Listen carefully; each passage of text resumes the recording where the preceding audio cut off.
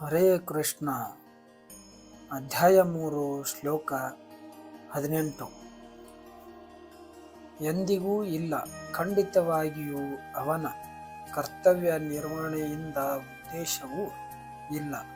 ಕರ್ತವ್ಯವನ್ನು ನಿರ್ವಹಿಸುವುದರಿಂದ ಈ ಪ್ರಪಂಚದಲ್ಲಿ ಯಾವುದಾದರೂ ಎಂದಿಗೂ ಇಲ್ಲ ಮತ್ತು ಅವನ ಎಲ್ಲ ಜೀವಿಗಳಲ್ಲಿಯೂ ಯಾವುದೇ ಉದ್ದೇಶವು ಆಶ್ರಯವನ್ನು ಪಡೆದು.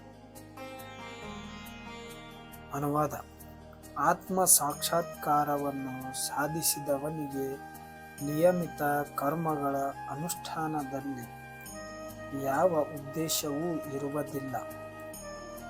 ಅಂತಹ ಕರ್ಮವನ್ನು ಮಾಡದೇ ಇರಲು ಅವನಿಗೆ ಯಾವುದೇ ಕಾರಣವಿರುವುದಿಲ್ಲ. ಆತನು ಬೇರೊಬ್ಬ ಜೀವಿಗಳನ್ನು ಅವಲಂಬಿಸಲು ಕಾರಣವೂ ಇರುವುದಿಲ್ಲ. ಭಾವಾರ್ಥ: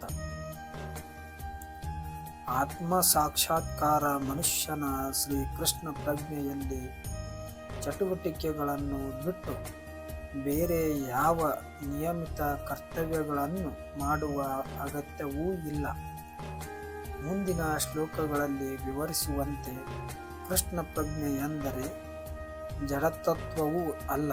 ಕೃಷ್ಣ ಪ್ರಜ್ಞೆ ಇರುವ ಮನುಷ್ಯನು ಬೇರೆ ಯಾವುದೇ ವ್ಯಕ್ತಿಯ, ಯಾವುದೇ ಮನುಷ್ಯನ ಅಥವಾ ದೇವತೆಯ ಆಶ್ರಯವನ್ನು ಪಡೆಯುವುದಿಲ್ಲ.